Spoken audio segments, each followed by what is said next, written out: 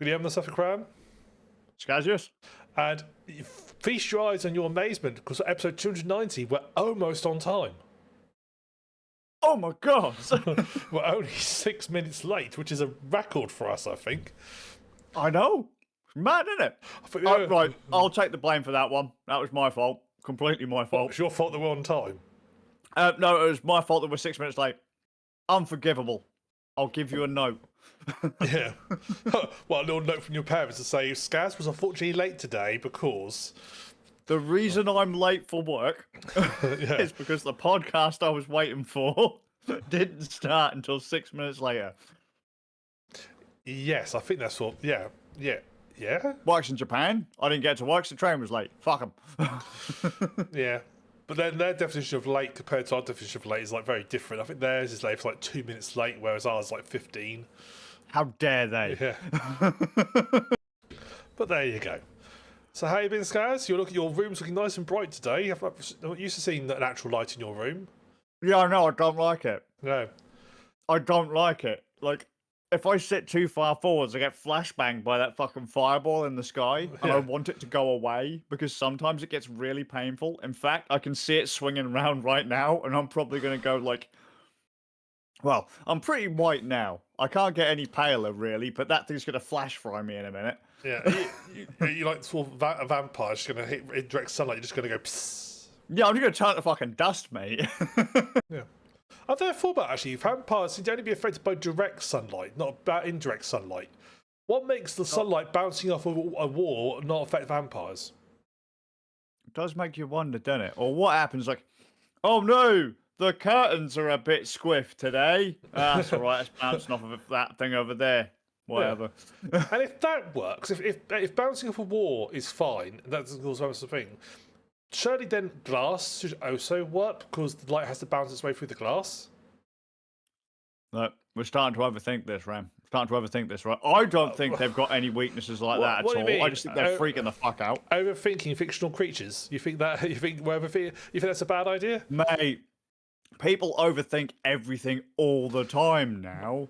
Climate change, the Holocaust, all sorts of stuff. All these fictional things, Easter Bunny, Santa Claus, America, foreign shit. Makes no sense. We are going to put a /s into that because people out there are idiots and will take you seriously. So /s, what Kaz just said.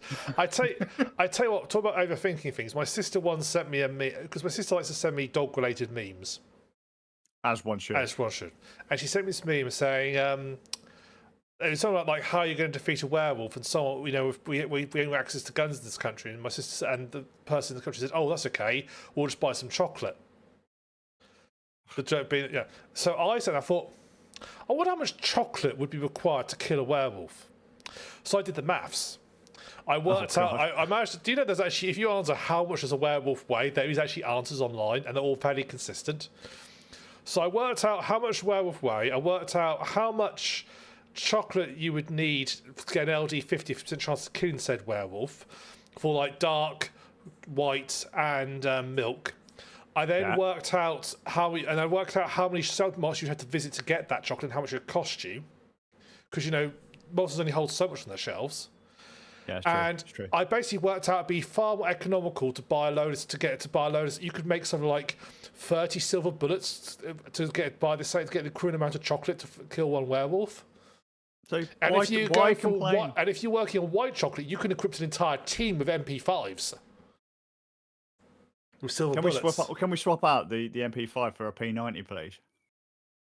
Yeah, you can do, but MP5s are easy to access in this country because. Yeah, but I don't feel as cool. Nothing quite as cool as our P90. I mean, the P90 is I've always been quite a fan of the Style UGG. You know, the one that's sort of like the bull pup style one that just looks like it's made of like melted plastic. I've always been quite a fan of that. I'm quite a fan of the Phasmas as well, to be honest.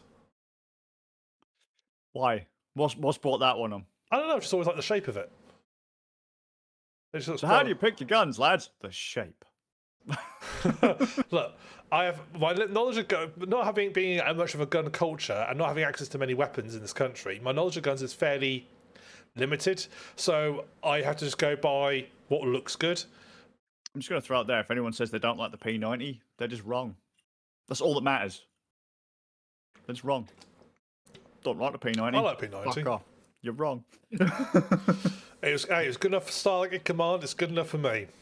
Damn right. They switched to the It P90. looks futuristic enough. They switched to the P90 about midway through the series. Good. Yeah. Best choice they ever made. Yeah. P90 is great because it's fully ambidextrous. You can fire it right or left-handed. I do love the P90. Yeah. It's a beautiful gun. And we both own airsoft versions. We do. My kids found mine.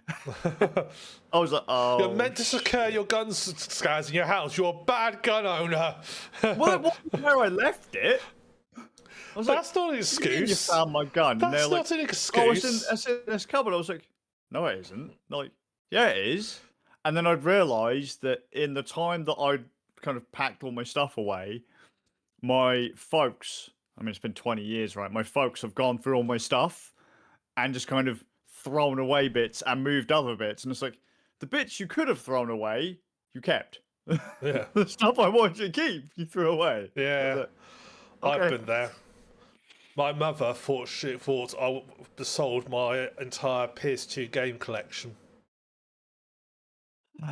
because she thought we don't really use it very much anymore. So you can imagine my frustration when I downloaded an emulator to play the PS2 because the PC, and I went to grab my PS2 because where are the PS2 games gone? Oh, I sold them. You did what? like, oh, Yeah, that's like a good yeah. $1.50 each. I think she sold like the whole lot for like a tenner. Yeah, it does not surprise me. It's quite sad, really. Yeah. Not really fucked me off. It's like that's not quite the same as someone selling it, but like I had a copy of Legend of Zelda Wind Waker years ago, and it got stolen when I moved to the city with my wife. I had a bunch of my stuff on display, and just one day when I was at work, a bunch of her mates came around, kind of rifled through all the shelves and that, and whipped me games. And then she was absolutely devastated, so she went and bought me another copy of it. And so I put the disc of that copy in a sleeve, like one of those portable pouches where I put all of my favorite games. Now, Wind Waker is not one of my favorite games, but it was a gift. Yeah. So it kind of goes in there as kind of like my cherished set. Well, we're moving house, and some fucker lifted my entire GameCube collection. Because it was in that little case, you could literally pocket it. They took all my games, all my top games, my rarest games, my most cherished games, my memory cards, the whole fucking lot, one go. I was absolutely devastated. I would be too. Fucking hell. Whenever I see like someone posting Reddit from the game forums, look at this haul I got from like the charity shop / car boost. It's like a load of like games and stuff. I think that's your haul. It's as if somebody else is surprised when they find that their parents have sold the game collection. Innit? Yeah. Fucking hell. Oh, devastating. Well, we should be devastated. It was devastated. It's devastating. Digital, you can't fucking sell that, can you? No. You just have your account deleted. Oh, done. Oh, done. I tell you, so I always think myself with Gabe Newell, because Gabe Newell, he's a benevolent tyrant. But if and when he retires / dies, Which he won't because he can't. He better not. By the time I look at him, I think, Gabe, perhaps perhaps start redefine. Perhaps you've got the money, you can afford a personal trainer. Mate, have you not seen Gabe recently? That motherfucker's basically ripped. He's lost loads of weight. Oh, yeah, no, man. Last photo I showed him, he looked like your typical gamer. Let me see if I can find a photo of Gabe Newell. No fucking noob game. The new one. Because I think he put up like he was in like doing an interview. He said, "Yeah, man, I love the community. I still occasionally hop into Counter-Strike and get told to kill myself." Oh, Gabe, bless you, mate. Bless you. Oh, you're right. He has really lost. It looks like a different person. Man. Yeah, man. He looks completely different. Yes, because Gabe shifted. Like all of the negative karma of the universe is just kind of going the other way. Like nothing can get to Gabe, not even a cheeseburger right now. No. We are fucked when Gabe dies. He will not be allowed to. If there's anyone who I'm all for brain uploading. Mate, Gabe has probably already got all this sorted, mate. He's already got his like crack squad of fucking whatevers. Like everything's on lockdown. Gabe is going to. Gabe. Look, Gabe has got the advantage, right? He has this money to afford the brain uploading. He has a tech of Steam. Just imagine, Gabe could habit like a benevolent Skynet. Gabe could upload himself to the Steam network. And Well, that's what I'm saying. Could you imagine every single computer. client of Steam has a tiny percentage of Gabe? Yeah, yeah, distributed so they can be. If you could delete, it doesn't matter how many Steam clients you delete, there'll always be enough to rebuild them. Distributed Gabe, Exactly. Distributed Gabe across the network. Federated Gabe, mate. yeah. What was it? Oh, I've got my names. What are they called? Brain's gone. I've had a brain fart. Skazz. Things you used to download from Pirate Bay. What were they called? Torrents. Torrents. Gabe Torrent. Torrent. That's it. I knew what these. I knew. The brain just completely went there. I was thinking river. No, it's not a river. But it's something to do with water. But I couldn't think about it. Tidal wave? A tidal wave of Gabe? Just imagine if, like, the ghost in the machine that is Gabe floating its way around the sort of the torrent of steam. Every so often you'd be playing a game and just, like, Gabe could just visit you in mid-game and say, "You're doing really well, mate. Good on you." Yeah, fucking have a Steam badge. Thanks, dude. Cheers, Gabe. Cheers, Gabe. Thanks, Gabe. Yeah. It's like you can get a Steam achievement for playing on the same server as Gary from Gary's Mod. So when he dies, Yeah, I've seen that one. When he dies, no one will be able to get no completionists will be able to finish that game. Good. That's what they get. They deserve it. So I wonder if people have got the Gary's Mod achievement. Yeah, people have. Yeah. I've seen it. But how many? Well, I mean, how many? But he have to do quite a lot of servers in order to get like quite a lot of people. Well, all you have to do is check every now and then, just log in, and occasionally some prat gets an achievement. Let's look. Probably does it for shits and giggles, just every now and then, just logs in, and goes, "Oh, that's a busy server," tick tick, and then there you go. Let's have a look at Gary's Mod. Let's have a look at the achievements, of which I have one. Good job. Steam's achievements can fuck off, by the way. Also, spawn fast in 1 week. Also, buggy to play. Where is it? Players. Global achievements. Come on, then. Where is it? It's going to be down the bottom. Yes, I am the real Gary. Play on the same server as Gary. 2.7% of the Gary mod community have that. Yeah. I mean, I don't know how many people play Gary's mod. That's quite a lot of servers. Like I say, yeah, just, keep up on a public server, and it's going to happen eventually, isn't it? Yeah. It'll be the only game you play for the rest of your life, but you'll get the achievement. Yeah.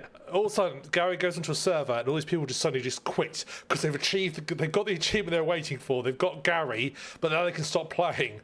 That's it. That just reminds me of the old days when Xbox launched with the old achievement system. And I remember playing online Gears of War, and you could tell exactly what achievements people were going for, because as soon as they got the weapon kill achievement, they'd change weapons, and they'd only try and kill you with that weapon until they got the achievement.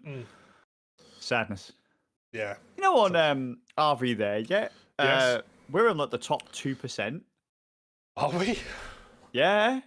By the time we finished that last stream, I think we were like 1.8% of players that got to where we were. Well, that's because we're skilled. I know. Well, shall we talk about RV there then? Yeah, because we're meant to be a game podcast. We've not talked, so there we go. Skazz has brought up. He can continue. It's a game where you have to get your fat ass with your mates from point A to point B in an RV. There you go. Now, Go on, Rem. Continue. Oh, for God's sake! It's every bloody time. It's basically Mudrunner, but for lols.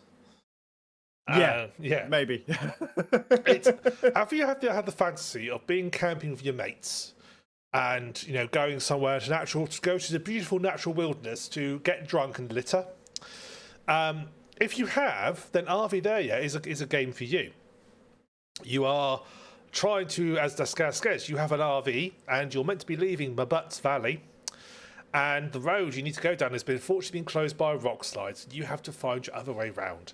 So it's a physics puzzle game. Is probably the best way I could describe it. Yeah. But your key thing is you've got to get your RV from where you are to the, as you say, around the map. And I have to say, I'm really impressed at how big the map is and how long it is. Because when I first saw it, I thought, oh, it's going to be something you're going to do in a couple of hours. But we played for like 5 hours, and we're about, I think we're about 3/4 of the way through. Yeah, the first map, yeah. I will say that the first checkpoint you go up to, or you come up to, that comes really fucking quick. Yeah. And even that one hasn't been unlocked by many players. There's barely anything there to stop you from getting to that checkpoint. Yeah, it was. The trouble is that I don't think Steam takes into consideration people who've actually. It goes by total number of people who own the game, not necessarily people who've played the game. But then that would imply that a shit ton of people have just bought the game. Well, it's very cheap, isn't it? It's only like 5, 6 quid. And so I bet in a Steam sale, probably went to like a couple of pounds. I could see people just picking it up. Well, I've seen a lot of YouTubers play it, but that's it. Well, there you go. We're YouTubers. Yeah. So no one's actually playing the game. Yeah, that's all right. They can watch us play and enjoy it. Yeah, we get fun of it. But you have to, get your RV. Your RV itself is. I like the damage mechanics of the RV. It's not just a straight health bar. It has like you basically have like 2 health bars. You have like your armor, which is just your general plating, which you fix by hammering it. You then have like sort of like a lower health bar that as you suffer damage, it's not like your overall health goes down. It's like when this bar fills up, it doesn't matter whatever combination of damage it fills up with, that's when your vehicle's destroyed. So you get like chassis damage, engine damage, and wheel damage.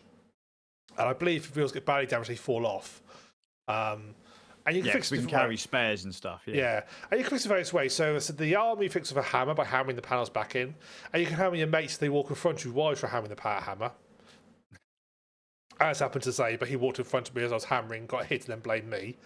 I tried to stay well away from you guys when you're doing repairs. The bit for the hammer is the dangerous one. The wheels you fix by using your like ratchet gun to re-ratchet the bolts back on. You'll see them actually starting to come off, and you have to ratchet them back on. Engine's fixed by putting engine oil in it, and the chassis is welded, but you can only do the chassis at garages, which are the checkpoints. Yeah, the checkpoints. And I think there's total for the first one, there's 20 checkpoints before you actually get out. And we're on like checkpoint 14, I think. Are we? Yeah, yeah. The actual drive RV is, frankly, it's designed to be very awkward. You actually have to change, because when you first think, I need to change gear. No, you actually do have to change gear by using your mouse to move in the correct position for the gear stick, which is very awkward. And I think we spent most of the game going for either first or reverse. That's about because changing from first. But let's to be second, fair though, you don't need to go quickly for the most part. No, you don't. That's dangerous to go quickly for the most part. So because I mean, generally, what happens, even if you were to try and move quickly, you couldn't because of the way certain obstacles are set up. Yeah. But then most of those can be solved with a couple of planks of wood, winch poles, and you know. The mechanics of it, the winching is very well done. Mechanically, you've got a front and a rear winch, which you can attach to hard points. You can also lock the position, or you can run them in and out. So my fair bit of the game actually was when we did a technique which I'd seen done at a actual off-road show where they got the front and rear winch, and you're going on like a vertical slope, and they got the front and rear winch at both ends, and basically like slowly let one in, and while you pulled one out, you sort of dangled your way round. That's a genuine off-road technique. I was quite impressed the game actually implemented that, and we were able to do it, and it was a Gero technique, and it worked. It worked. I'd say the physics, although the physics occasionally have its moments, the physics are pretty solid, really, actually, in terms of how the game behaves and stuff. I think we had a worrying moment start, didn't we? Because within the first 10 minutes, it just went crazy. Zaber's game crashed, and then we had a catastrophic failure with one of the clients. Zaber disappeared. Zaber was driving, was he not? Yeah, he was. And so he froze, and he kept driving. The RV kept going at speed, hit a bump. I Cliff Burtoned and clipped through the floor. Yeah. Got thrown out. And Ram just went bouncing away. And I stayed in the RV because I was sat in a chair. Obviously, I was Yes. locked to the RV, whereas you weren't. You were up and moving around. So when the RV then presumptively clipped through, you just clipped off into somewhere else. Yeah. And the RV just disappeared through the floor. I saw your camera view up on the video, and the RV just like sinks through the floor. Yeah. I was like, what That the was fuck? rad. And I will say, I liked that actually, that things that weren't anchored around suffered the effects of physics momentum. yeah. Like, the idea that you can just bundle everything into the RV, or there are like specific places you can put certain things, like you can put food in the fridge and oil and that on shelves, parts and tools on like a little rack and that. But if you don't, well, there's no anchor point for them, so they just roll about in the RV. And as you damage the RV and panels fall off, or say the door is left open, shit will just roll out of the door or out of any open windows or whatever. It's really cool. As we discovered, so you can't just overfill the RV. You have to be a little bit strategic about what you take.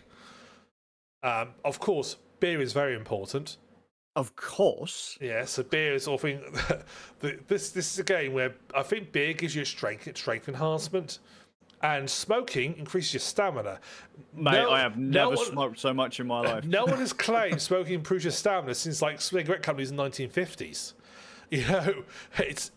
But yeah, you can smoke and you can stamina.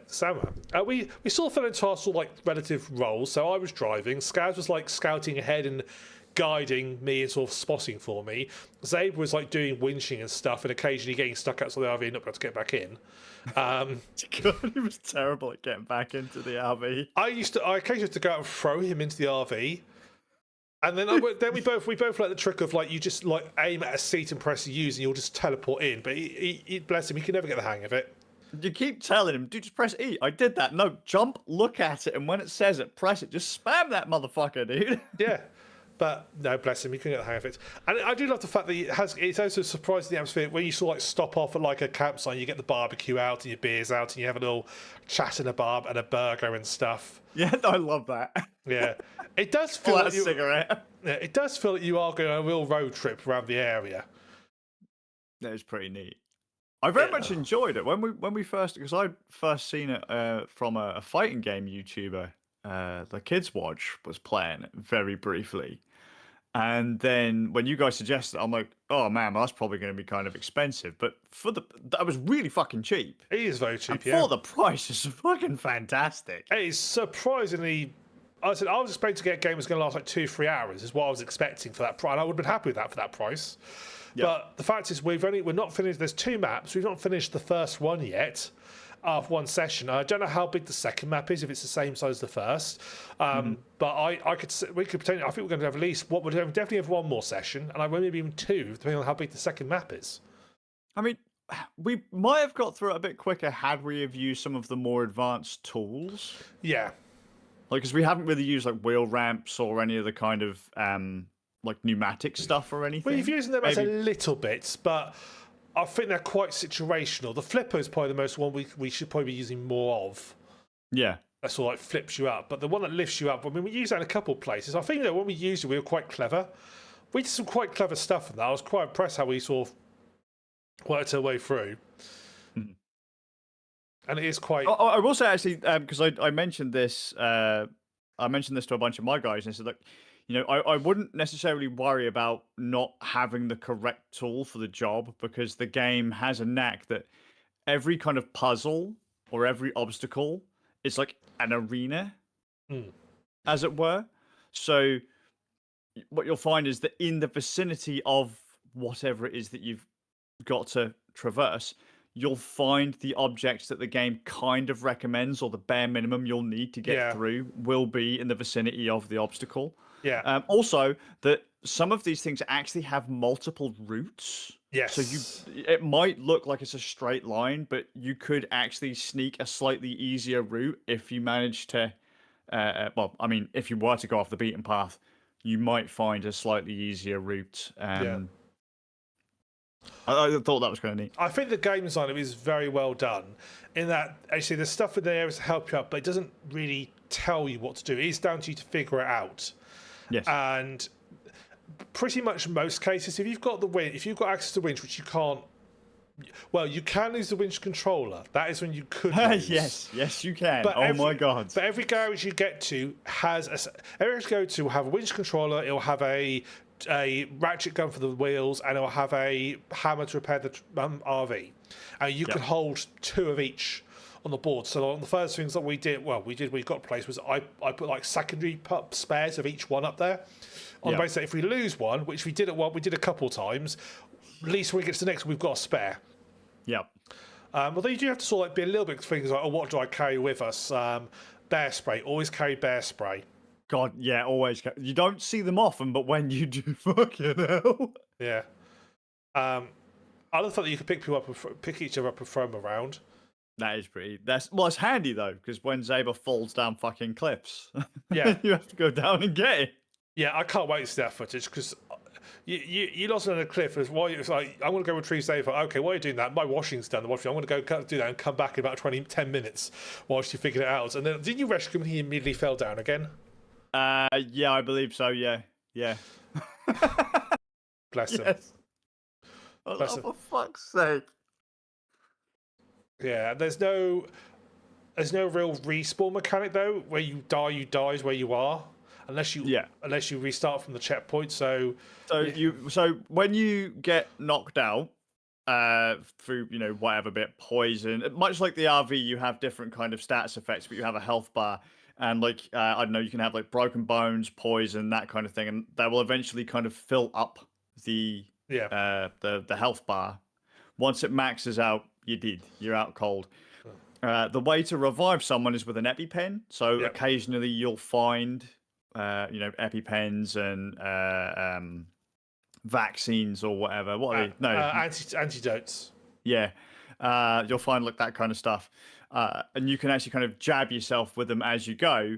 But if someone gets knocked out, you have to EpiPen them. If you don't have any, then when you go to a petrol station, you'll find some graves. Yeah. And then if you go to the grave, you can actually respawn your mates from there. So they're not gone if you run out of items, but they're handy to have because you could do something really stupid at a moment's notice and really wish you had a teammate again. Yeah. I tell you one thing they've also had trouble with bridges. Oh God, that bridge you kept falling through. It's like, Zaber, why do you keep falling through the bridge? I mean, to be fair, actually, it's a lot easier to fall through than it looks, because you can be standing on what looks like the so not the cross, but the bit that goes straight along, just like kind of guiding. Bits, yeah. You'd assume that walking along those is actually really easy, but it isn't, because sometimes if you fall off or you kind of hit the opposing piece of wood, it will kind of knock you slightly at an angle, and you could just fall clean through. So it's not like same with like when you're driving the RV, unless you're perfectly straight. If your wheels are slightly off and you go down, it will kind of force you further to the left or to the right. Yeah, it's that kind of thing. I mean, I've been doing rail bridges so far. But there was one bridge that I did manage to fall off 3 times in the RV. It's like, I'm just going to take it, but at least I said the respawn point, so I could run it back and repair it every single time.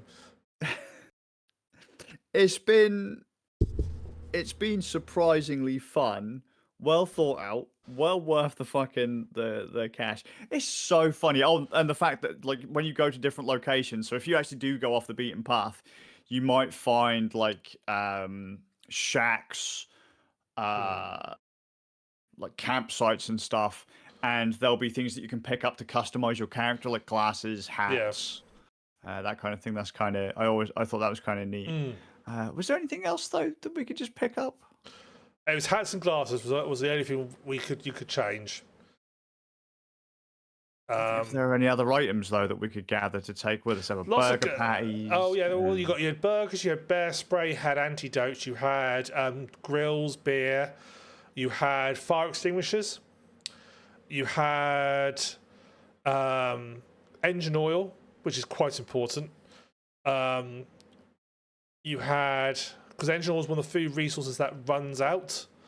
Whereas all I didn't notice that because I'd never been in there. So I've only driven the RV once. So yeah, all the repair stuff is Yeah, the hammer. So hammer uses up scraps, but scraps you have an unlimited supply. Well, I think it's unlimited. You basically there's no. You have to. They just are like in a ghost inventory. They're in the extra dimensional inventory that you have. That's not in. You don't have to store them in the RV. Once you pick them up, they kind of just go in. They become a number and a. Yeah, same as EpiPens. EpiPens don't have to be kept. They're not a physical object in the game. Yeah. So you use scrap up repair in the RV. Wheels cost you nothing to repair as long as you repair. I think if you lose one, you have to replace it. Welding, as long as you've got access to weld, you can just weld infinitely. That's no problem. The engine, however, the engine oil is a one-use item. Once you use it, it's gone. What else did you have? There's a surprising amount of stuff you could pick up and use. They all had like various uses, but the game is designed so that you're. Actually, I think you're great. I think it's very well designed. It's a very well thought out, very well designed game, and. But it's a game. Although you can play it single player, frankly, you need to play with your mates. Yeah, that's where all the fun comes in. Really, yeah. Yeah, because I bet single player would be quite a challenge. Well, yeah, having to like lay down the different, like say planks, for example, setting down keys, and then having to. Well, I mean, I don't know, winch control not so bad because you can just pull the RV about. You don't have to have someone in the driver's seat. But it does help if you've got someone else on the wheels as well. That does help. Although you can do the winch just only, it does certainly help having someone there. A bit like in real life. Yeah. It basically what it makes me think of is like playing a slightly a gamified version of like a Top Gear road trip. Yeah. Because I kind of thought it would be cool to have a game where like you and your mates all had like a car each you could modify. You had to go like on a road trip. And get yourself through challenges and stuff, Top Gear style. I thought, well, this is basically what RV there is. I say I'm really looking forward to try out the winter map. That'll be quite fun. I'll be interested to see how big that is. And I don't know if they've got plans to release more maps because the game feels. I think it's still early access. It feels remarkably polished for an early access game. There wasn't anything particularly. I mean, for what it's trying to achieve, there's nothing particularly game breaking we had apart from that first bug. We didn't have any major bugs. If it is in early access, I hope they don't change too much because they've got a formula that works. And I hate when you get a game that is kind of, I don't want to sound rude when I say it's like bare bones, like it's very simple, but what's there works, right? And then people go, oh, there's not enough here, do this, do that. Then they change the whole thing up and those people never play anyway. But it kind of takes away the feel of it. Yeah. If that makes any sense. You'll be pleased to know it's not an early access. Oh, thank fuck for that. Because I had a moment like that recently with another game that I played before. I'm pretty sure I've mentioned it actually on the podcast, Legendary Tales. Yes, I believe you did. The VR game. So I recently came back to that, and I first played that in early access, and I really fucking liked Legendary Tales. Well, it had a full-on release, and they've completely fucking changed it. And I'm like, I don't know how I feel to this anymore. Like the physics and all that are still there, but the core bit that I liked went away because apparently people thought it needed more to it. And it's, in my opinion, just ruined it. Yeah. You know, like it didn't have a huge amount of story or anything. It just said, do this. And if you do this well enough, you might fight a boss and win. And that's all I needed. And now it's like, hey, do you want to do an epic quest with missions and NPCs that you can talk to? And I was just like, oh, no, I didn't want any of this. I was fine with the procedurally generated maps kind of thing, but yeah. No, but I don't know if they're done with this yet. If they're like the 2 maps is it, or if they're going to release more maps. I hope they do, but at the same time, I'd be quite happy if they made a sequel because the game is currently on offer for £5. Bargain, mate. That is bargain. Its regular price is only £6.70. Oh, really? Yeah, £6.70 is regular price. It's nothing. It's you can't even buy a McDonald's Big Mac meal for that price. Mate, that is a great price. For considering the fact we burnt like 5 to 6 hours first time we played it, That was fucking phenomenal for that amount of money. Yeah, and if the other map is just as big as the first one, we've probably got another like 8 hours in this game left to go. Yep. So I hope so. I mean, and if it's not, I'm not going to be too worried because I think even now I think we've got our money's worth out of it. Oh god, yeah. Absolutely, yeah. So I think that brilliant. If you've got some mates and you fancy doing a a virtual Top Gear session, get I'd RV love there. that game in VR. That would be pretty cool in VR. RV there, yeah, in VR would be fucking phenomenal. Yeah. Probably make you puke up a lot, but that'd be so fucking Yes, fun. it probably would be. Yeah, it probably would be a bit bad, but Love it. love it. Yeah. Throwing Zebra about and listening to him going. Yeah, poor Zaber. That's what you get for jumping about, you fuck. Zaber, if you can't go back in the RV, I'm leaving without you. Go back in the RV. Hurry up then. It has kind of made me look into renting an RV. That'd be so good. So I think that'd be good for like when we get Danish man back over here if we rented an RV for like a long weekend. We did joke about doing a Rand Nerds road trip years and years and years ago. I think we're gonna have to do it. I think we're going to do it. I mean, I'd be all up for going camping for a weekend, but I don't know what Zaber's thoughts on camping is. For some reason, I think Holy shit, mate! We get stuck in my butts again. We'll go to a proper campsite. Even then, it'll be like, yeah, you can't get back down the A12. Why? Because there's been a rock slide or a tidal wave or some shit. It's like, this is not the right part of the country for that. I mean, I have got a tent that can fit 3 people. Admittedly, closely, it'll fit 3 people, but I have got a tent that can fit 3 people in it. As long as you get me somewhere where I can put up a hammock, I'll be happy as fuck, mate. Yeah, I could probably look at that. There you go. I could probably ask my friend. He'd probably more than happy for us to go camp in his forest. Fantastic. Then we'll get shot. You will, because there's MOD police nearby. Can't wait. But I've camped there a number of times. So yeah, but you don't look like you're going to scream jihad and pull open your jacket, do you? Well, neither do you. Oh, Well, okay, a little. You know, Not perhaps, today. Not today. But yeah, but I'll something to look into. Can't wait. I think that'd be cool. That'd be amazing. That would be amazing if we could do that. Possibly You heard, Zaber. Yeah, Zaber. I don't know if Zaber watches these, but if he does, Look, we've announced it now. It's going to happen. Yeah. We'll somehow find a way to live stream from the camp. Challenge accepted. I do love me a fucking broadcasting challenge, Ren. I've got a leisure battery and an inverter. That'd be enough. That lasts about 4 or 5 days. Plenty of power.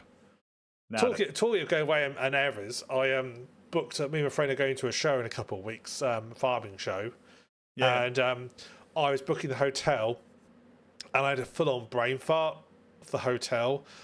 Instead of booking, I saw it said, you gave you like all the options. You put in like there's 2 of us staying. You know, these are the dates. It gives you all the options you can pick. And I was looking for the option. Well, that looks like a really good deal for these. It's like, you know, breakfast included. That looks like a good deal. One of the cheapest options on there. I had a full-on brain fart when it said double bed. For some reason, I thought it meant twin. So I've booked us a classic double bedroom. And I had to go to him and said, I hope you don't mind, but I have accidentally. It was one of those deals where you can't cancel it. You know, you pay and that's it. You can't. If you cancel, you lose the whole lot. Yeah. And I said to him, I really hope you don't mind. I may have accidentally booked us a double bedroom. And he said to me, because here's the thing. Last time we went on the show, I booked it, and I booked a twin room. I did book a twin room, but the twin room in question was 2 double beds pushed up next to each other.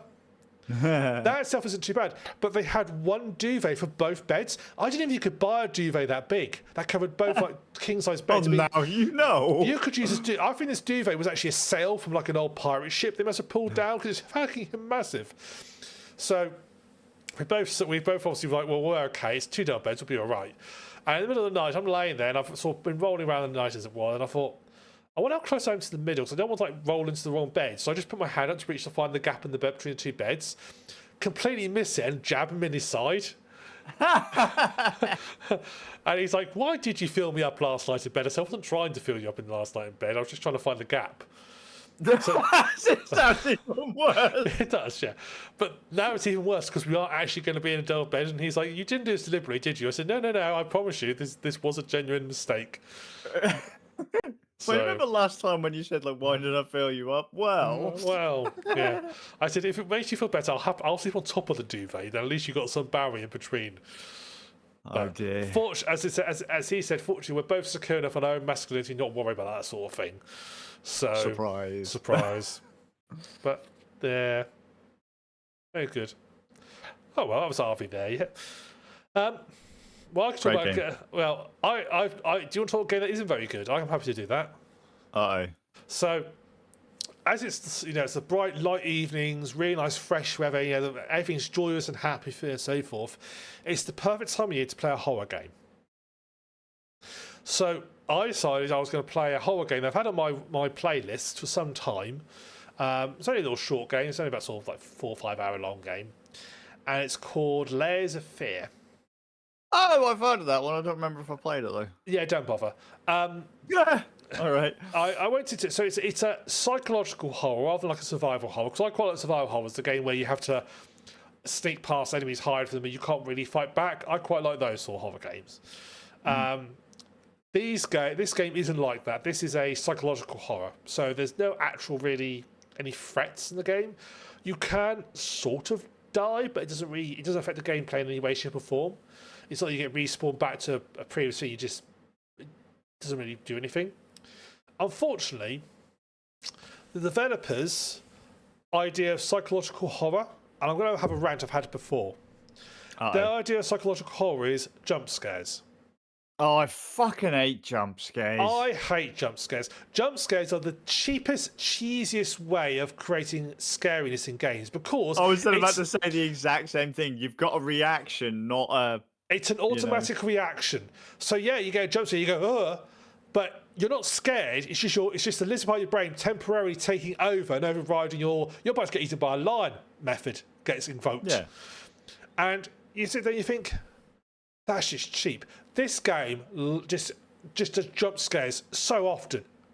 And I was like, for God's sake, someone jump scare towards the end, about within an hour. I was like, oh, for fuck's sake, not enough fucking jump scare. It's just so cheap. It sounds exhausting. But I imagine it's like that for the YouTuber streamer crowd, because obviously that's what gets clicks. Maybe it's just so often though. Like in the space of an hour, I probably had like 8 or 9 jump scares. Yeah, that's the YouTuber Twitch streamer audience. Yeah, well, and I wouldn't mind, but it's so boringly designed as well. So the idea is you start in a house, and you sort of like you're looking around the sort of house. It seems like quite a normal house, not a big house. There's a locked door. It's your workshop, and it says, "Oh, the key's upstairs." You go get the key, open door. There's a canvas in it, and you unveil the canvas. And when you unveil the canvas, that's when the game goes. Woo, woo, woo. And when you go back out of the door, you're like the house has changed, and you're like in a different room. Okay. But then that becomes the whole thing, and what actually happens is it's just linear. You just go from room to room to room. And when you go into a new room, one of 3 things will have to happen. 1, nothing happens in this room, you go to the next room. 2, the door will lock and you'll get stuck in like oh, look how scary things are, cutscene. Right. Or 3, you won't be able to do anything in the room, so you have to turn back to the door, which is now closed, and you open it, and the next room's changed, and you go back that way. So you're just going from room to room to room. That's the whole gameplay. That is it. Go from room to room to room. Occasionally you'll find a bit of note, and eventually you'll get to where a lot like the sort of end of the chapter, where you'll pick up an item where you get like a little like voice-over cutscene. It's not a cutscene, but like a voice-over, tell you a bit of the chapter, and then you find yourself back at the painting, and you can like go to the next level of the painting. You sort of upgrade the painting with this what you find. Yeah. And that's it. That's the whole game. There are some, I'm going to put air quotes, puzzles. If it was a psychological with a load of puzzles in it, I actually wouldn't be so upset about it, because, like, well, at least you were able to do something. But the puzzles in it are really bog standard basic.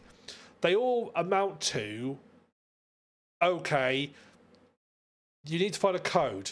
The code's 3 digits long. So the first one you get is obviously easy. You need to find a code, you look around, there's a painting with 3 numbers written on it. I wonder what the code could be. The second one, the code is, you find like a little like maze. You have to do like a little kids drawing of a maze with numbers. You have to find the maze of that. But then the third one, which is like the more in-depth puzzle, we have to keep like finding a code to put in a telephone. The code again is just somewhere in the room. You just look around, you'll find the 3 numbers you need to put in to get to do it. I thought, is this it? This is the level of your puzzle, is just find a code and put it in. Is that it? Is that all you've achieved?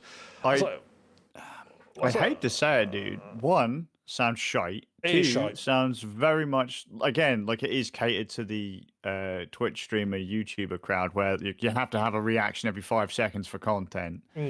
But I've played VR maps in VR chat that are more in depth than that. Oh, it's absolutely it's so like within, I would say, by the time I played over a couple of nights. First, I didn't play very long. The second night, I was literally just, where's the door? I'm just walking towards the door. I'm just not engaging. Oh no, there's a baby crying. Oh well, I'm just gonna walk past that. Oh, there's what looks like a horrible monster thing. Well, I'm just gonna walk straight up to it and get caught by it. Okay, here we go. I was just like, if you get caught, does it reset the scenario or just? No. You get caught. It's like 4 unconscious. You just wake up. Basically, there's not like a checkpoint for that. You just wake up sort of slightly different. In some cases, you need to like progress. And there's no actual monster in the game out the way. Just like some things, if you can walk into and you air quotes die, but more like you just like pass out temporarily. Right. It's just so uninspired. It's just so. I was like, why has this got such good reviews on Steam? It's just. Yeah, I was going to say, wasn't that quite popular a while back? It's basically like the psychological horror version of was it Outlast? Was it Condemned? Was it no? It wasn't Condemned. Was it Outlast? No, it was Outlast. If that's the one you're talking about when we're going through the mental asylum. Yes, that one. Ugh. This is like the sort of psychological horror. It's like it's just uninspired. It's like, okay, I get what you're trying to do. You're trying to make a scary game, but you're just revisiting the same thing again and again and again. There's one bit you get stuck into a scary cutscene. You like go up to like a little children's like one of those mobiles, it's like motorized mobiles that sort of spin round. They have lights. You interact with it, and you get like sort of locked to it, and you sort of rotate round of it. And as you rotate round, you see a wall with like a liner from a poem on it. As you then go back the other way, you see in the distance a creepy doll. And then you go back round, and you see another line as you go back round. Oh, the doll's got a little bit closer. It's like, oh, I wonder what's going to happen next. Oh, it's got a bit closer. It's like, is this meant to be building tension? Because it's not building tension. It's just like, I know what's going to happen. Yeah. You know, it's a bit sad, really, isn't it? It's very sad. I was very disappointed. I was expecting something somewhat enjoyable. I don't actually know if I own that one, Ram. I think I was going to try that a while ago, and it just no. The thing is, I always try and judge a game on its merit. My method when it comes to playing games, and when I judge a game, is I will go, right, what was the game trying to do? And how would it achieve that? If in the game is a bit janky or a bit poorly designed, if what it was trying to do, it achieves it somewhat well, then I'm prepared to sort of give it a little bit of forgiveness. I won't say it's great, but I'm prepared to say, do you know what? For what I'm trying to do, it achieved that. Yeah. This game is trying to achieve psychological horror, but it's like they've literally run out of ideas in the first 5 minutes and then just repeats them again for the next 4 hours. Your Fisher Price, My First Psych Horror. Babies First with crayons and all that. It was utterly devoid of any enjoyment. Sure, so, which is that's quite a tough one considering you're usually a lot kinder to games. But then again, because that's my methodology, I judge them for what they're trying to do. If they do it bad, if they achieve what they're trying to do, but they do it, even if they don't, the game itself isn't great, I'm prepared to forgive it. But I think the storyline isn't particularly engaging either, because the storyline you figure out so quickly. There's no real twist or turns in it, so it's quite clear you're a mad artist. And something's happened to your wife. That's basically the storyline, and you find out in the first or few minutes of the game. And it doesn't go from there. There's a whole subplot about rats in the walls and stuff, and he thinks there's rats there, but it's not actually there. But it doesn't really come to anything. Yes, you see the rats about and so forth, and it's like every sort of section just felt like they were just adding corridors and rooms to make the bit longer. Just to sort of Satanist sake. And the final air quotes puzzle of the game is basically a pixel hunt. Ugh, no, You have to thank you. find to get like the last, but you have to find like these really small checkers, like a checkers board, and they're just hidden around like each section, and so it's a pixel hunt. Oh, I was like, no, this is no. So, Layers of Fear, don't fucking bother. If it's on cheap, just don't bother. It's just not worth it. It is not a good game. And if you think it's a good game, You're wrong. seek help. Just actually look for some actual proper horror games. There's lots of decent horror games out there, and this isn't one of them. Yeah, I remember now. The reason I don't really, that's an old release, man. 2011, I think. 2016. Oh, it feels like a 2011 game. Yeah, 2016. Yeah. So it's 10 years old now.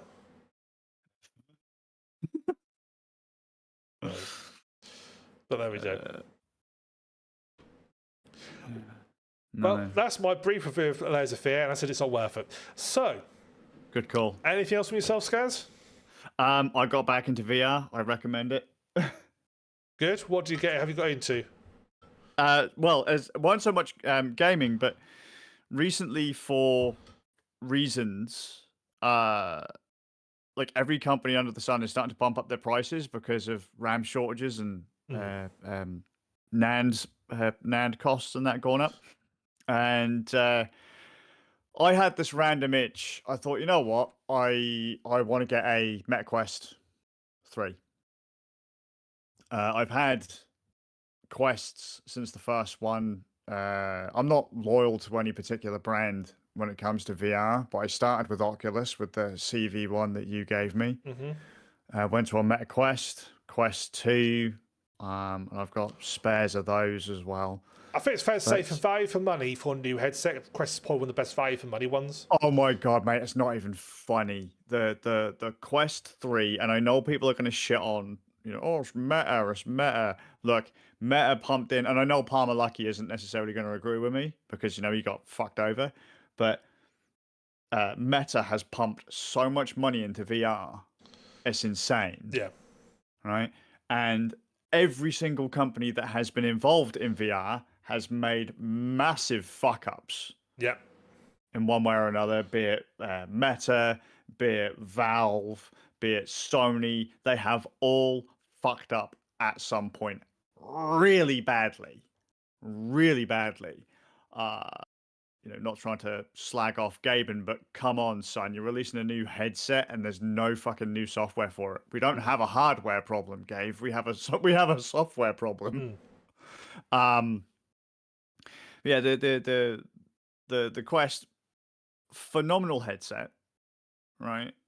People don't like Meta either because of the privacy concerns and all that kind of crap. And I kind of argued again with people, and I understand on the Linux privacy kind of nutcase, tinfoil hat nutcase when it comes to computing and all that. But look at it, bigger picture, right?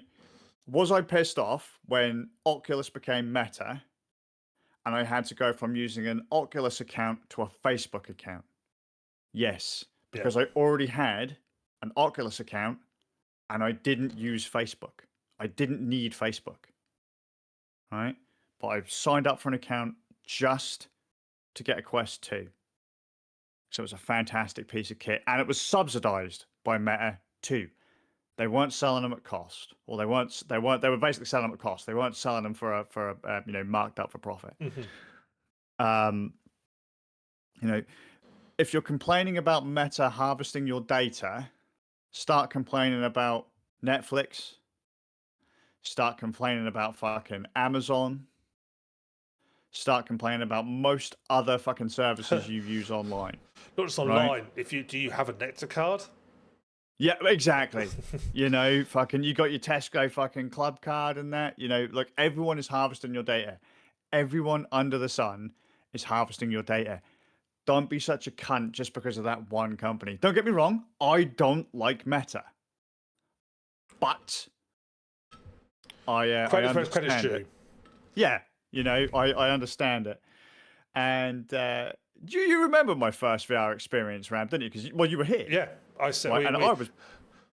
Go on. We set it up in your front room with not really much space to work, and we're running off a laptop which Yep. wasn't ideal, and I helped you through the calibration process and setting it all up. And that was back in the clunky days, because that was the one of the original riffs. That's really clunky days, and setting it all off. And then the joy I had watching you having absolute joy in this virtual world. Yep. I would say it was so lovely watching you go, oh, this is amazing, and then Well, watch you think get about it. That was one obsessional of with it. It was one of the first things we spoke about on this podcast. Both you and I kind of adored the idea of virtual reality, and I tell this story every time. I said, but for the longest time, like from the DK1 onwards, when we first heard about like Oculus going on to Kickstarter, the DK1, the DK2, eventually the CV1, we were both really psyched for VR. But the only reason I didn't get into VR particularly early was because, well, I'm blind in one eye, or I don't have very clear vision in my right eye, so I'm technically considered blind. So like depth isn't a huge thing for me. It is, but it's very fuzzy, very weak. So I was like, I don't want to spend like 500-600 quid on a headset and not really be able to use it. If it's just going to be a head tracked flat screen game for me, I'm not really, it was a punt I was a little scared to take. But then when you brought around that headset, and I was like, it doesn't matter if I can't see properly. This is fantastic. Yeah. Like, the idea that I am physically maneuvering, like, or moving my viewpoint in a game in a 3D space was just mind blowing to me. And so I was fucking sold, mate. Like the CV1 that you gave me, then went, as I say, to like the Quest, and I bought 2 Quests. I bought a Quest 2 because the idea of like the Quest being like a mobile VR setup as well, mind fucking blowing. But yeah, the reason I got the Quest 3, and because I've gone through other stuff, like I've gone through Vives, like the original Vive, Vive Cosmoses, the Windows mixed reality stuff. They're all fantastic headsets. Like no matter what VR headset you buy, you are winning, right? Because VR's hardware isn't the problem. It's largely software that you're gonna have a problem with. But the Quest 3, I thought, you know what? I'm not going to modify the Quest 3. It's one of the smallest headsets on the market that is inside-out tracked. It's got like a flappy elastic band for the head strap, and it's smaller than the Quest 2. So it's like one of the thinner headsets you can get as a self-contained unit. I was like, I'm going to get one of those so I can just chuck it in my bag, because I can't do that with my Quest 2 because I've got like all extra straps and all that kind of stuff on it. And we looked, and I was like, oh, I'll get it on payday. I'll wait till payday at the end of the month. I was like, and my mate Devon was like, no, man, you got to be careful. Like, I think the price is going to go up on these. I was like, okay, well, I'll pick one up at the end of the month. Went on the old put on my Quest 2, and the Quest 2 goes, hey, yo, there's a sale on. I was like, okay, cool. Ends on your payday. I was like, fuck. Okay. So then went kind of surfing about. I was like, right, I'll take a punt. I'll do it now. I'll buy the headset. So I buy Quest 3. About 3 hours later, I get a notification saying, by the way, Meta are going to be upping the price due to like RAM shortages or part shortages. They're going to be upping the price by like, what, 70 to 100 pounds? And I was like, fucking dodged a bullet on that one. Like 2 days after I'd ordered the headset, they were going to up the price. And I was like, fuck yes, I've dodged a bullet on this one. All right. I finally get the headset comes through. And I had another one of those kind of eureka moments, kind of like my first moment in VR. So that first one being like, oh shit, like I've got my hands and they're in VR, and if I can move my head around and look around this 3D space. That was amazing, right? Yeah. So everyone takes the piss out of Meta for what they were trying to do with the metaverse and their little dodgy avatars and the mixed reality stuff, right? So the Quest 3 has color pass-through. So when you put your headset on for the first time, you put it over your eyes, you just kind of get like a fuzzier version of the environment that you're in. Yeah. Right? So that's it, like straight away. So it's almost like all of a sudden you kind of got tired and your eyes are a bit like, you're a bit woozy. So you put your headset on. Then you pinch your fingers, because you can do hand tracking if you want. You pinch your fingers to go to your home world, and all of a sudden, right, your hands morph into your 3D avatar. And I was like, oh shit. I had that kind of, I get it. I had another one of those moments, kind of like when I first went into VR. I was like, I understand people took the piss out of Zuck and Meta for this, but that was amazing. Like all of a sudden, my hand became this avatar. Like the hand right before my face became my avatar. Just felt so fucking bizarre, and it was my real hand because obviously the Quest 3 is finger tracked. Yeah. And then as I lift the headset off, it goes out of the loft back to mixed reality and then to my real hand. Was just this really weird kind of, almost like a really foreign out of body experience. Like it was that moment where you understand what they're going for. Like you could imagine that in the future, what you see through that pass through is indistinguishable from before you put the headset on. Like the cameras will be clear and it'll be all like that. Mixed reality or VR. Yeah, it will be perfect. And then bam, when your avatar kind of comes up, you'll like maybe see your clothes change or whatever, and it will be, you won't really be able to perceive a difference. You can see where it could go. Yes. And it was amazing to me. Also, there's like a little gap, if you like, depending on how you set it up, there's a little gap around your nose in most VR headsets. Yes. Right? So you can sort of look down and see the floor. Yeah. So I pull my hand back so I can see through the gap where my nose is. Right? I can see my actual hand. And then as I move my hand out of my vision towards the front of the headset, I then move my eyes up to follow it, look through the screen, and I see my real arm.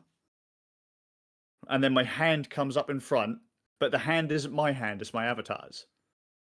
I can still see my real arm through the hole in the nose, and my hand on the screen, the avatar hand on the screen. Wow, that's weird. Perfectly connected, and I was just like, oh shit. And I loved it. I was like, this is great. This is amazing. I know what they were going for. Yes. To the point that finding out that the Steam frame can't do that almost sours me a little bit. Even if the XR was just a transitional gimmick, like I forgot the word on the augmented reality stuff, the AR stuff. Even if that was just a gimmick to do that transition, that is such a mind-blowing transition. It's just, I couldn't believe it. And that's even before going, like, the pancake lenses on it are fucking phenomenal. The screens are so clear and so crisp. The only way that headset could get any better is if it had OLED and if it was lighter on the front, because it is very front-heavy. Yeah. Can you... So... One thing that's obviously thing about obviously because also they've all moved away to a bit more a wireless unit. Can you? How easy is to stream? Like, because I can say you can stream your games to it. Can you do that through Wi-Fi? And is it does it work, or is it like? Oh yeah, mate. Most of the time I use VR on wireless. I've been using wireless since the Quest 1. Fantastic. Because that's sort of my sort of like I like the idea of it, but the idea of having to have a cable attached tethered because. That is sort of like it's obviously you technically get the best quality, but at the same time you're tethered. So to be able to play without a tether would be great. My advice to people, because all of the people going on, and I'm not knocking the frame. I guarantee you the frame is going to be this amazing piece of hardware. It's going to be a fantastic headset, and the technology in it is going to be phenomenal. However, a lot of the things that are being advertised in the frame are things that people on Quest have been doing now for nearly 6 years. Yeah. Like wireless PC streaming, we've been doing that for years. Years and years and years. Yeah, you just literally, all I would recommend is that you buy a cheap secondary like Wi-Fi 6, Wi-Fi 7 router. Just a little cheapy thing. And just hook it into your network with a unique access point and only connect to your headset with it.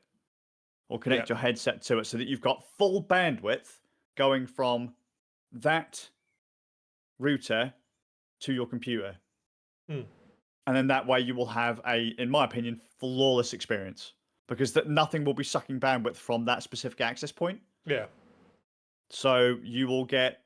the highest quality from possible. my point of view, I'd probably be okay because it's just me here.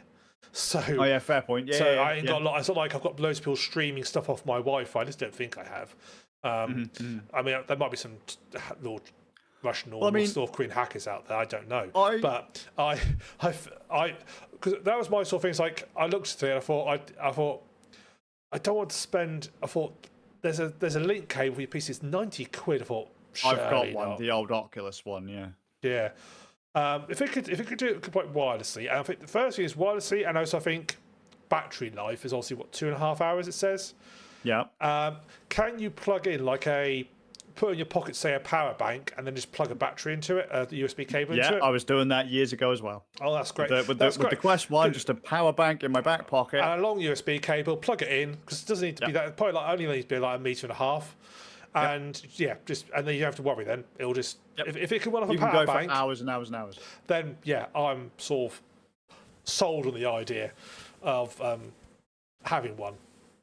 Mate, it's a phenomenal piece of kit, and like I say, the frame will be the same, just more expensive, I suppose. I think though it comes with. I think the difference between when the Index came out, for example, the difference between Index and the other VR headsets was quite a massive gap in terms of what it could do. I get the feeling now that the gap is closing, and like are you paying an awful lot more for not really that much more? So, that question, what exactly did the Index do that was particularly? It had, I think, compared to obviously you can get like other VRs out there, but I think the Index had better gesture tracking, like your fingers. You could track like individual fingers. But that was backwards compatible with the Vive. Yeah. Yes. So that wasn't so much an Index thing; that was a controller thing. But if you bought it, it came out of the box with that. Yeah, sure. So that's sort of thing. That's what. But no, and you could always try chocolate separately, or possibly that was and add them on later. But I'm sort of like out of the box what you got. I think at the time, I mean, because the Index hang around for a long time, and lots of things have come and gone in the meantime. So yes, when it first came out, I do think it was like the one to get. But I think now it sounds to me like these have all caught up. Oh God, yeah. And I mean, I think I've got a Rift S, and that's my last VR. I've still got it, and that is almost for not getting this. You still get a little bit of screen door effect on it compared to the original Rift, which was it was like looking through chicken wire. This you get a little bit of screen door, but it's not that bad. I think the only thing I disliked about the Rift S was like the speakers were always thought a bit shite. The microphone was a bit iffy as well. Yeah. Well, and I used to when 3 times we did use it, I didn't use the onboard microphone. I rigged up on a separate. I rigged up a wireless lapel mic to use. But really, actually, what I wanted was some sort of headset I could wrap round, or like a throat mic. Yeah. Because trouble with the lapel mic is if you turn your head. Yeah. Sure. Yeah. So that's all like did me down that one. But it was an upgrade. But I feel that I would imagine that the Melquest 3 is night and day compared to it now, because obviously that's quite old now. I've had that since COVID, so that gives you an idea of how old that is. So, well, you got to think that was the pre-Quest is the last one. Yeah, for the Quest. Rift S, then Quest, and I mean we're now on Gen 3 of the Quest. Yeah, exactly. So and it's still a very reasonable price. I mean, again, if you're planning to. Unless you're planning to like take it elsewhere to do like gaming elsewhere, for example, unless you're planning to do that, if you're playing potentially like probably myself, it's just going to always be used just streamed from the PC. Well, the 128 gig version of it's only 320 quid. Yeah, and so it's as long as you're not planning to like take games with you anywhere or use it elsewhere. So my argument there. The 3 versus the 3S, the pancake lenses are a big deal on the 3. But for the money that you're paying, you still couldn't go wrong even if you bought the S with the Fresnel lenses. I mean, if you're already used to Fresnel lenses, then don't worry about it. But they're quite a boost. Like even going from a Quest 2 to a Quest 3, there's quite a difference there in the lenses. But yeah, I mean, if someone said to you, do you want a Quest 3S now, 3 or 3S now, or wait in theory upwards of 9 months for a frame, just get the Quest. Yeah. Like legit, if all you're planning on doing is hooking it up to a computer eventually anyway, just get a Quest. Yeah. you know, if you want to wait 9 months or so, and someone says, well, where do you get the idea of 9 months? So when Steam Deck came out, I had pre-ordered, and I still had to wait 9 months or so to get hold of one, to actually have it delivered to my door. From launch day to the time it arrived at my door was nearly 9 months. Mm. And I imagine that will probably be maybe possibly like that with the frame. I say that in hopes that I get proven wrong and that people get it into their hands really quickly. But, you know, again, if I was to say I'm going to wait and potentially wait actually for the VR market to completely fucking crumble because we're having studios close left and right, like waiting for a new headset to come out when we don't have any new software coming out, or get into VR right now, you know, with a decent headset and play all of the stuff that you've got right now whilst I can, go for it. Yeah. I'd do that. And that's what I have done. Yeah. That sounds like I'm kind of glazing meta a bit, but I mean, you know. Look, I'm always, if you don't disagree, if a company does, you have credit where credit's due. I mean, let's be honest, the people developing the Quest are not the same people working on Facebook. No. They're a completely separate entity. They're obviously very smart engineers. And the fact is they're still keeping these at a reasonable price point. Yes. You know, is impressive. But only companies like Facebook or Valve, Meta or Valve, could do it because they've got the throwaway cash. Yeah. You know, whether you like it or whether you like Facebook, Meta or not, like if it weren't for them, we wouldn't be where we are right now with VR anyway. Because it was a joint deal between like Oculus, Meta, and on the sidelines like Valve and HTC, like those guys all come together to build the technology. Like I say, if you take away Meta's investment, what the fuck would you get? People jump up and down and shout and scream about how Meta have fucked up VR because of the Quest 2, but let's be honest with you, the Quest 2 is the highest selling VR headset of all time. Well, because it's the most reasonable price compared to what you get. Yep. And the fact that it's not like, say, a games console where it's generally the games are locked down. You can use it with your fucking PC.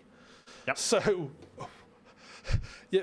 Yep. What you explained about, it's not like if they'd locked it down so you couldn't do that, then it's a bit different story. But the fact is that you can just use it as a PC VR headset. Yep. I mean, you could quite literally still have a Quest 1 that it has been end of life for God knows how long now and still be using that with your PC. In fact, my mate Divine has been doing just that. Well, let's be honest, because if you're using it with a PC, the PC is doing all the heavy lifting. Yep. The Quest is just a TV screen at that point. Yeah, the screens that it's bolted to. And some input controls. And that's very... So, really, it's not really such a big deal. You're just paying for the quality of the screens, really, at this point. They doesn't have to do a lot. I mean, yes, you've got to play a standalone game, it's different, but I imagine... I don't know how popular that is. That's just a stand. I would love to see a stand so people just play it standalone and don't have any other machines. I want to go on a limb and say I ran not say a massive majority, but I would say the majority probably have a PC using with it. No. You disagree? I completely disagree. In fact, the reason that the Quest 2 is the highest selling headset of all time is because it was mainly bought for children. That is true.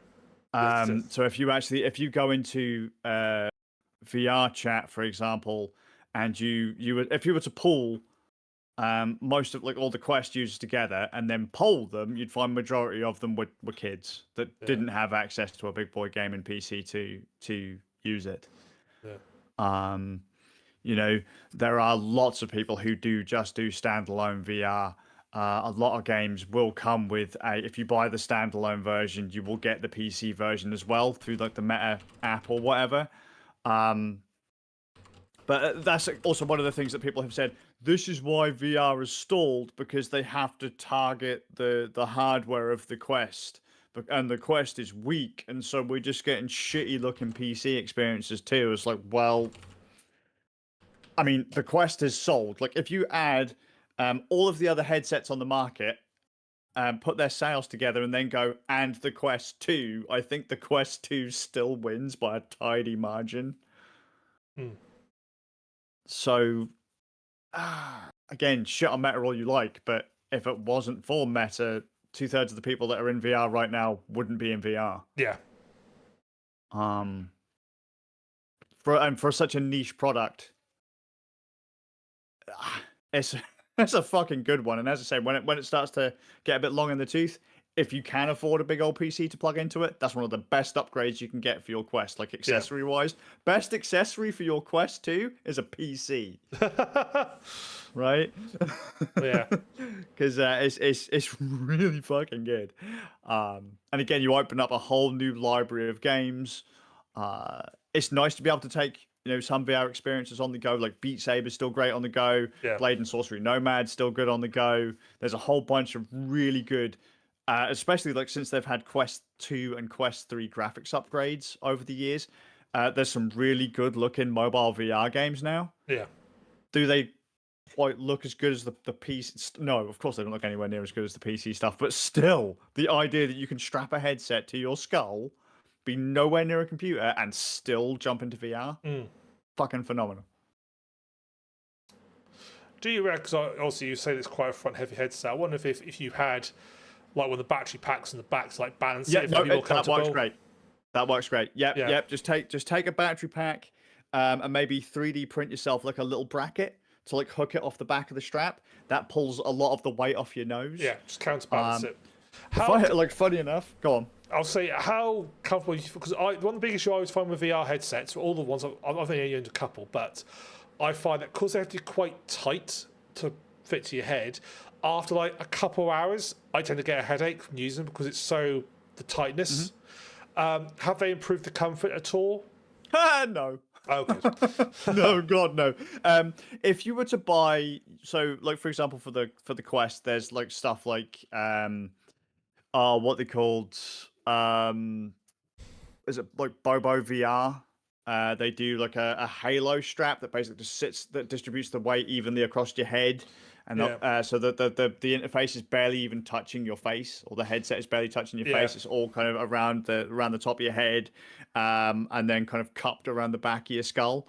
That's probably as comfortable as you're going to make it, but that's going to put like that's another 45 to 100 pounds, or say 50 to 100 quid that you're out of pocket. The bonus of the Bobo is though that it actually comes with like magnetic battery packs that you can slap on the back of it. Oh, that's a cool idea. So as you were saying, like having a battery pack in your pocket, which is what I used to do so many years ago, the Bobo, you just go, well, I've got battery in my headset. I'll slap a battery on the back of my strap, on the back of the whole kind of halo thing. Then when that battery runs out and your Quest starts running out, quickly go grab another battery from your charging dock, slap that in. They actually come with or you can buy a charging dock for it, so you can charge 3 batteries up for the head strap.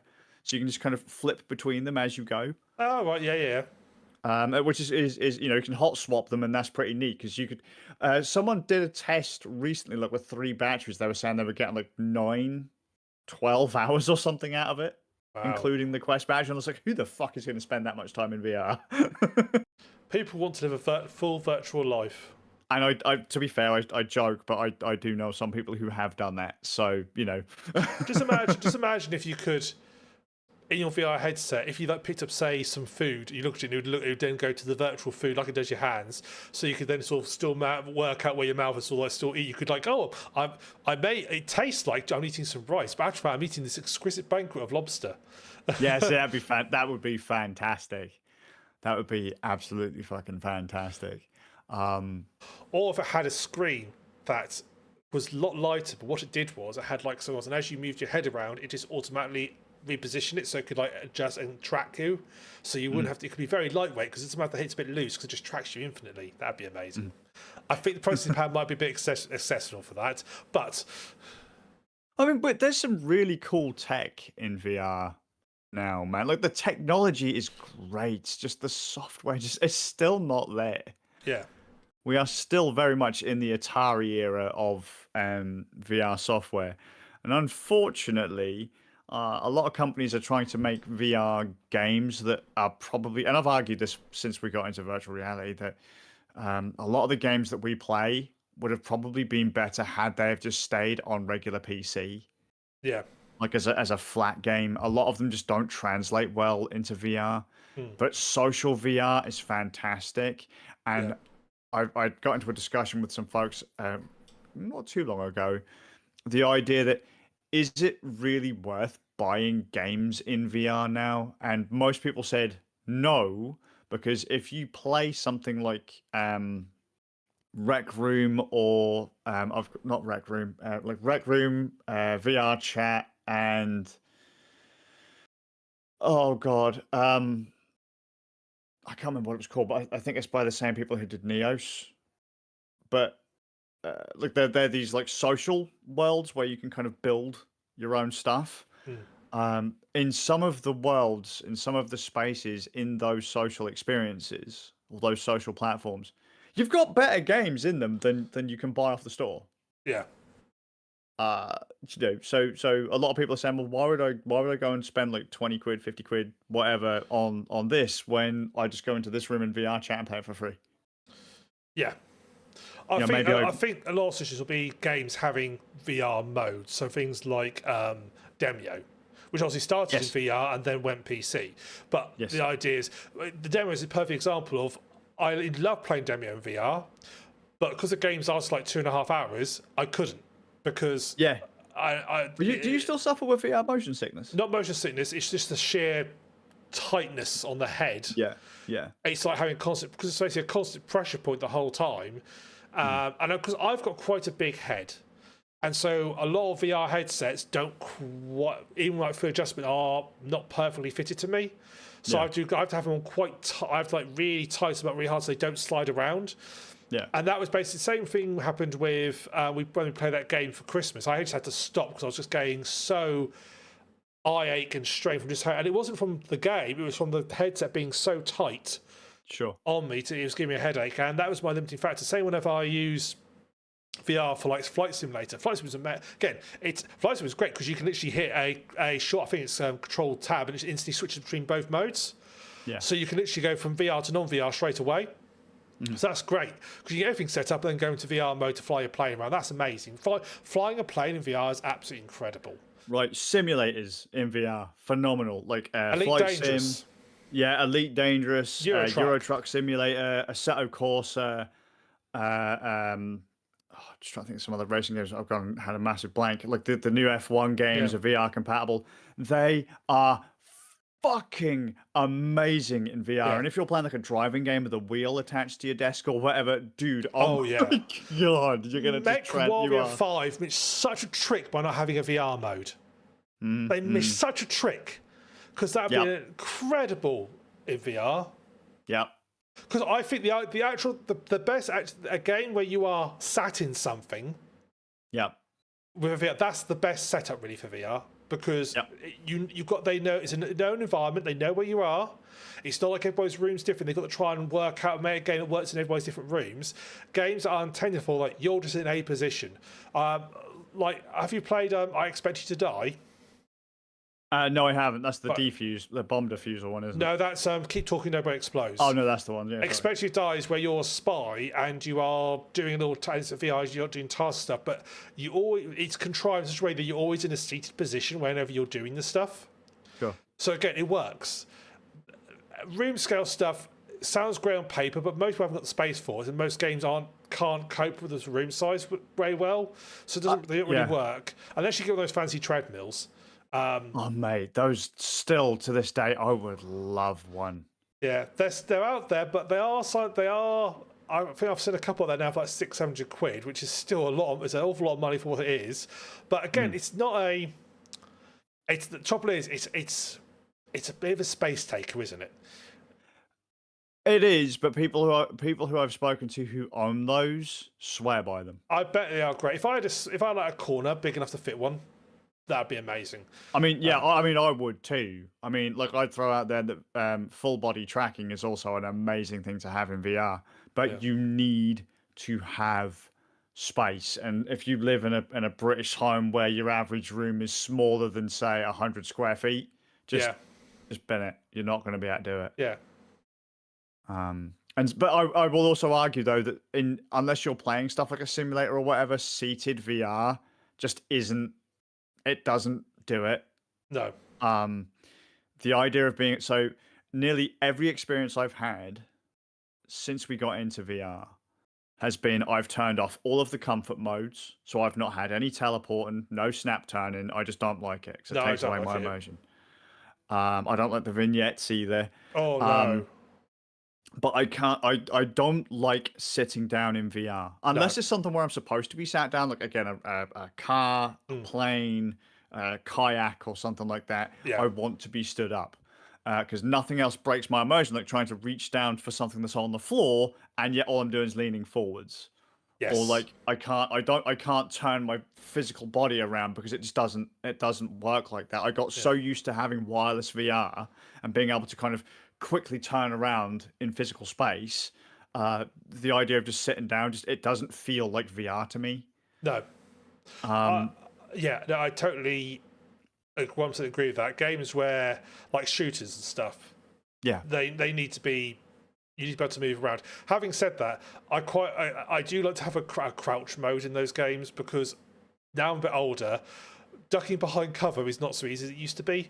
So, sure, no, I get that. So I get that. So like Half-Life Alyx had a crouch button. Basically, you could crouch down. So I think you should have all of these modes, but I really do think that it adds to it to be able to actually physically turn on the spot. As you say, like room scale is a bit awkward because like my room, the room that I'm in right now, my available play space, Valve doesn't even recommend I use room scale VR. When I had the Vive set up in here, it was like, don't. The room's too small. I had my outside office, and I had a fairly decent, well, I say decent play area. It's probably about 4 by 3 meters, which is actually, I think most of them at the time were going up to like 5 by 5. That's what they're going up to. But this is like 4 by 3, which was that was quite decent. The issue I had with that is, because in VR you lose your bearings. Pretty quickly, you find yourself in a corner without realizing it. Because it all takes a little bit of shuffling one way or the other. So what I ended up doing was I ended up using I used to get a doormat and put it in the center, and I could stand on the doormat, and that was like my reference point. So I could still move around if I needed to, but I also made sure I sort of got used to having this subconscious reference point that I just go back to. Yeah. Sure. Yeah. No, I mean, a lot of people recommend that with room scale VR. I mean, what I will say is, saying that you've got quite a decent play space. Your play space was basically what Valve recommends for, as a minimum. Yes. For what's it called? Whereas, but for an average person's home, that was pretty. Most. Oh mate, your play space alone was bigger than my living room. Yeah. So. Before you factor it, what was it? You said 4 by 3. About that, yeah. Yeah, it's 130 square feet. That's that makes my that's bigger than my entire room with no furniture. It's oh, okay, cool, yeah. And I can't even have room scale in here, which is it is quite sad. But even just the idea of spinning on the spot at times can be a bit rough. But it really does make a difference to how you handle VR. And at the time, I had obviously my VR set was linked with a cable, so that was always a bit of a hairy aspect. You have to do the cable dance every now and then. Yeah, the cable dance. It's oh no, there's an enemy's combine coming at me, but I'm turned the wrong way. Yep. But there's always that moment whenever you've played a fish PlayStation, you take your headset off, you go, I don't know I was over here. Yeah, no, I had that loads of times, mate. There are times when I've thought that I'm in the middle of my room, and then the next thing I know, I'll punch out, I'm playing Legendary Tales or whatever. I'll punch out, and I'll end up almost breaking my fucking fingers on the wall. The big issue I have in my little office outside was the roof was quite low, so I couldn't do an overhand grenade throw unless I was right in the dead center of the room. And the amount of times I tried to throw a grenade and smash my hand into a light fitting. Or the other major danger is if you have a dog in there with you, and the dog decides, I'm going to come have a cuddle with you, and you can feel the dog round your feet. It's I don't know where you are. You're down there somewhere. I've had both. bless my wife, she still tells the story to this day that I was playing some random. I don't remember what it was I was playing. It might have been again Legendary Tales or Zenith or something like that, where you had to get quite active, and out of nowhere, smash! As I just fucking lamp like overhand this light fitting, and it just fucking explodes whilst I'm in VR. It just like shatters everywhere. This fucking glass light fitting just everywhere.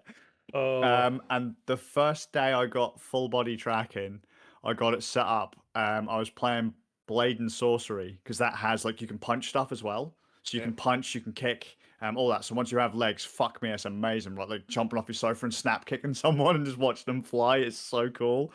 Um, so the second one you mentioned was like punching your dog or like having your dog come and see you. Charlie Spaniel came in and I went down to punch this dude that was on the floor. Now I didn't hit Charlie. But I was like, hang on, what the fuck? Looked as I kind of went to stand up and brush my leg against him and realized that I was probably about an inch away from full force punching Charlie. Oh, bless him. And it was at that point that, because like he'd come in to see me and I was like, shit, like that was the moment like near enough within a few days of getting my full body tracking because Charlie was so curious. I was like, I cannot wear this anymore because I don't want to hurt him. And there were rules in my house where, because obviously my house is a giant corridor, right? And my VR play space was the middle of the house. Yeah. Right?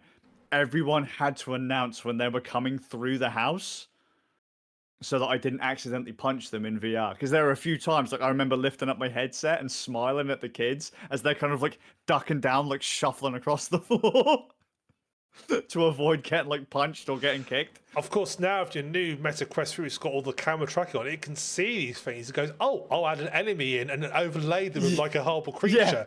So I think, that's a really disgusting creature down there. Let me stab it. Just fucking give it a quick boot. Yeah. Oh, Suplex Dad. it. Dad, no, Dad. Oh, mate. Nah, because I do remember Stupid actually at one NPC. point. It's talking to me. It's like it's in the room. Calling me Dad. Stupid NPC. I ain't got no virtual kids. Now, when my boys were little, because I was an asshole and made them wait until they reached terms of service before they could go out in VR. Like we actually had 3 separate VR play spaces in my house. So like I'd be in the middle room, my youngest would be in the front room, and my eldest would be upstairs in his bedroom because he's got like the biggest bedroom. And like all 3 of us, we took over majority of the house, like all of us playing VR and then meeting up in VR. Yeah.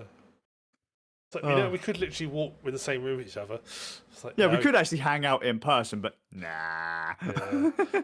In person's boring. Look, we're on Mars. Yeah, exactly. Look at that. Look, we're shooting people. I did use one of the things I used to like doing, and one of with my VR was I used to occasionally sit down and, because obviously Valve you can have all like your constant spaces in Valve, and one of them was someone had like redone Mars using the Curiosity rover's images. Yeah. So I used to be my little chill out place. I used to sit there and sit, look around, sit on Mars and have a look around, wave at the Curiosity rover every now and again. Mate, you honestly, mate, you need to get back into VR. Now you got your new PC. We'll get you into VR chat and just go world hopping. Don't even go to public worlds. Just go private worlds and just go look around some of the really cool fucking places that have been redesigned in VR. Well, I keep saying I really need to sit down and design a random studio in like Blender and something and let set up. I think you could do it through Unreal Unity. We can have Unity. Yeah, we can have a Rander's studio. We've been saying that now for 10 years. We see there was obviously the big flaw in the plan here is I've actually got to get up to do it. Yeah, no, I know. But we could do it. I did say I wanted to do some 360 video. So go out with a 360 camera, like do some 360 video of some areas around town. Yeah. And then embed them into virtual spaces so that people could kind of walk around that small area. Yeah. Around the camera, or completely rebuild the 360 environment, like do a 3D scan of an area. Have you looked into those, is it Gaussian spots? It's basically a way of using lots of images to create a 3-dimensional space. It's quite image. I've tried to remember. It's been a while since I watched the video on it. It was quite intense. Basically, you literally take lots of images, and then you run it through a bit of software, and it analyzes it, sort of posts them together, and from that, it can regenerate a full 3-dimensional space. That'd be because fantastic. it can like work out like the parallax and stuff. Yeah. And I think so you have to. I think you have to have a camera that can do GPS coordinates, so it has like as a reference point you can work with. Cold Digital did a video on it. I think he went around like Mario Land and like Paramount Studios and just like recreated it in through his computer. Yeah. Like because it's a actual camera image photo, it actually captured all the colours and everything as well. So he also did like the Harry Potter street as well. He walked down that and loaded of photos and was able to redo it in 3D. That would be phenomenal. Yeah. I know that they're very kind of, I suppose, plain environments because they're not, you can't really interact with anything or go anywhere. You know what I mean? But yeah. Imagine how phenomenal that would be. And I mentioned this the other day to a group of mates, like how cool it would be to be able to share an environment that we take for granted. Like, I don't know, Lowestoft Beach. Like how many people don't go to the beach? They've never been to the beach. So to be able to give them an environment where they could actually go to the beach in a sense. Yes. And then what they need to do is they go to the beach. They need to get one of their friends to come with a fan every now and again, sort of walk in front just kind of like give them a bit of breeze and a bit of grit. A little bit, a little one. There's little spray bottles. So if they get too near the sea, they can like miss them as they get near the sea. I was like, hey, have a sandwich out of this basket and make sure it's got like grit in it. Yeah. Or no, you give them a bag of chips and just as they're about to eat bags, you grab it off them and have a virtual seagull come in and take it away. That would be amazing. Just keep walking there. It looks like it's going to rain. It is going to rain. Turn the shower on. Like squirt a couple of mayonnaise packets on them. Oh, that's the seagulls. Yeah. Yeah. Or you just run past and we can just brush them as you go past and then have a cyclist in VR go past them. Wanker! The amount of fun you could have, mate. Yeah. Guys, I would still recommend. I do still very much to this day recommend VR in any way you can get into it. Don't wait. It's totally worth it.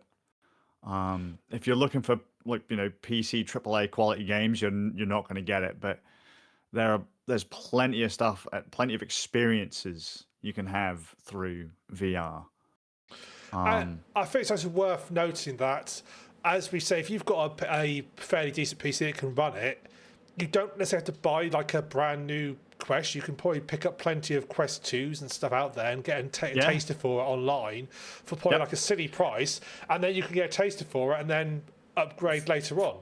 Funny enough, I said that in a video too recently because people were telling me about how good the frame is going to be, and I said, guys, if you really want to get into VR, if you've never got into VR before, don't wait for the frame. Go on eBay. A fucking Oculus CV1 is 50 quid in the box. Yeah. An HTC Vive, which so many people are still using to this day, is between 70 and £100. Yep. And then you can at least get into VR and see if there's something you like. And if there is, invest in the bigger headset. Yeah.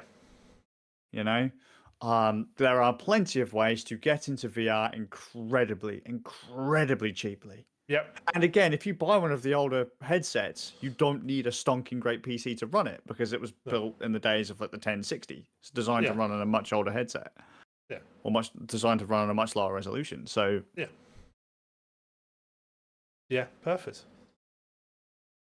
I love VR. I still love VR. Oh my god. I'm sat right next to my Quest actually. Good old VR. See? Yeah. That's what we need to do. We need to think. Perhaps we need something more VR stuff for the games day. We do. Well, I was saying to Divine about it because a bunch of VR experiences are actually getting shut down soon. Rec Room's getting shut down soon. Meta Horizons is getting shut down soon. And I'm thinking to myself, what was it I was playing with Divine the other day? Legendary Tales. And Zaber even came into the stream and I was like, we need to get everyone into these fucking games because they'd be so much more fun if we're all just running around fucking about together. Yes. That would be good. We'll have to look into it. Cool. Cool. Right, let's have anything else from you, Skazz? Nah, that's it, mate. I've gone on long enough. So, thank you very much for everybody joining us this evening. For once, a pretty much purely gaming-focused podcast. That's a rarity for us, and a decent length one as well. So thank you for joining us this evening. So you can come join us on our next podcast, which will be on the 7th of May, 2026 at 18:30 GMT +1 here on youtube.com/randnerds or twitch.tv/randnerds. We will also be having a games day coming up in the end of March, will be our next games day. I'll give you the full data as we get closer to it. And keep an eye out on the channel at the moment. You can watch all our, there's one episode to come out, which is all our repo games. So will be out there soon, and shortly we'll have start being the first few episodes of RV there start appearing on the channel as well. And you can watch us muck around either in repo getting killed by monsters while we try and rob somewhere, or when RV there yet crashing an RV down a cliff multiple times. So come join us for that. So from me, the Suffolk Ram. Skazz, yes. We'll see you guys in a fortnight. Have a good day, guys. Take it easy, guys.